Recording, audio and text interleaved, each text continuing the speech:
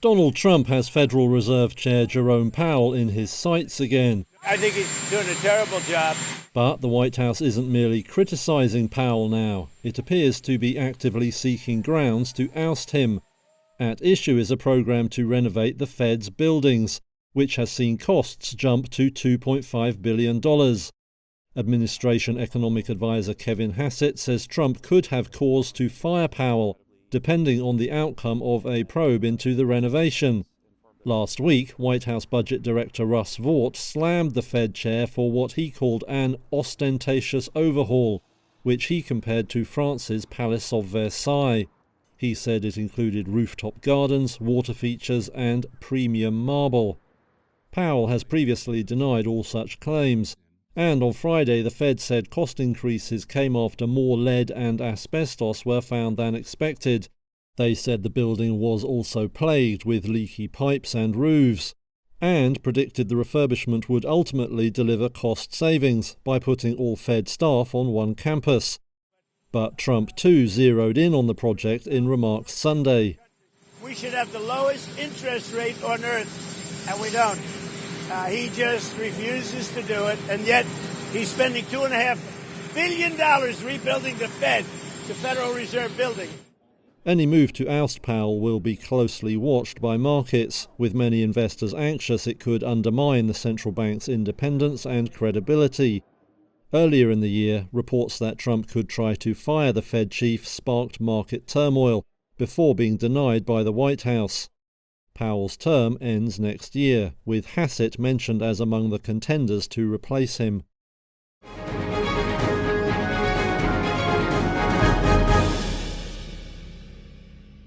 The European Union said on Sunday it is continuing to push for a trade deal with the United States, after President Donald Trump said on Saturday he would be imposing a 30% tariff on most imports from the EU starting August 1st.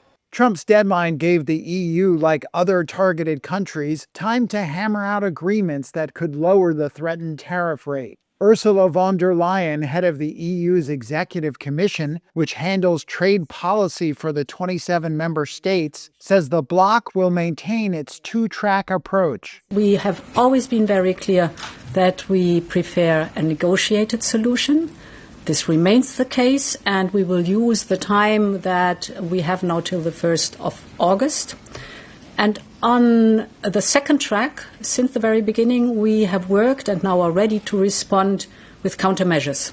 German Chancellor Friedrich Merz told broadcaster ARD that he will work intensively with von der Leyen and French President Emmanuel Macron to find a solution. Not reaching a deal could have severe economic consequences for the continent, according to ING chief economist Karsten Brzezinski. When you really look at the economic impact of 30% tariff, this means 0.4 percentage points less GDP growth for the Eurozone.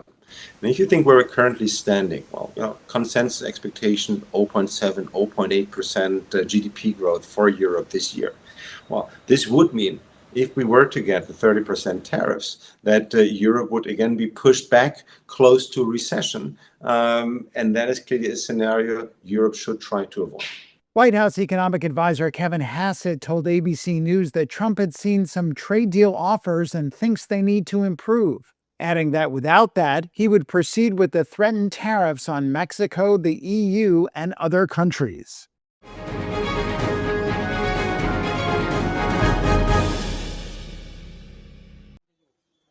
The probe into last month's Air India plane crash is far from over. That's what airline CEO Campbell Wilson wrote in an internal memo Monday. He further said it would be unwise to jump to any premature conclusions. It comes after the release of a preliminary report by investigators on Saturday. It depicted confusion in the cockpit shortly before the crash of the Boeing Dreamliner, which killed 260 people. It said the plane's engine fuel cutoff switches flipped almost simultaneously and starved the engines of fuel. Wilson said the report provided both greater clarity and opened more questions. He added the report identified no cause nor made any recommendations. The Boeing 787 Dreamliner was bound for London from the Indian city of Ahmedabad. The reports released by India's Aircraft Accident Investigation Bureau showed the plane began to lose thrust and sink shortly after takeoff. The memo said the preliminary report found no mechanical or maintenance faults. It also said all required maintenance had been carried out. The report also suggested no immediate action for Boeing or GE, whose engines were fitted onto the aircraft.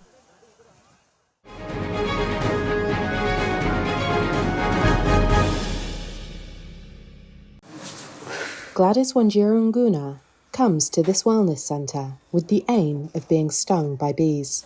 She's among a small but growing number of patients in Kenya who believe a bee sting can help ease their pain. Bella Farm Africa in Murang'a, central Kenya, is attracting people with conditions such as arthritis, stroke-related complications, and endometriosis, among other pain-related conditions. 60-year-old Nguna suffered a stroke 3 years ago that left her with weakness on one side. When I came here, my left leg had no strength at all. I only had feeling on my left side and leg, as the nerves on my right leg were like dead. But right now, I can feel my leg. When I stand, I can feel that it is regaining some strength. Now, I can even feel the pain from the sting, meaning that my nerves are now active. Each sting is achieved deliberately. Bees are placed on specific parts of the body and removed after they deliver venom. The therapy is administered by Stephen Kamani, a former civil engineer who studied apitherapy in Romania before founding Bella Farm Africa. He says he uses bees that are nearing the end of their life cycle, collected when they are pushed out of hives by younger bees. We average between 4 to 10 bee stings per session. And based on the strength of the patient, the condition, and also where they live, we at least recommend 1 session per week. The practice is not new, but in Kenya it remains unregulated and largely outside of formal healthcare, with each session costing about $4. Some scientists are paying attention. At Nairobi's International Centre of Insect Physiology and Ecology, researchers have been studying bee venom and its potential uses. Beatrice Nganso is a bee health specialist. She stresses that prospective patients should know their allergic status before contemplating treatment. Scientists have been able to show that the major compound of the honeybee venom, which is a peptide called melittin, has several health benefits. It has antimicrobial properties, antioxidant, anti-inflammatory, and even anti-cancer properties, yes. So, and this melittin makes up to 50% of the dry weight of the honey venom. Such is the potential that Kimani says he is planning to start producing injectable vials for customers to buy. For now, bee sting therapy remains a small, unconventional option for those still searching for relief, one bee sting at a time.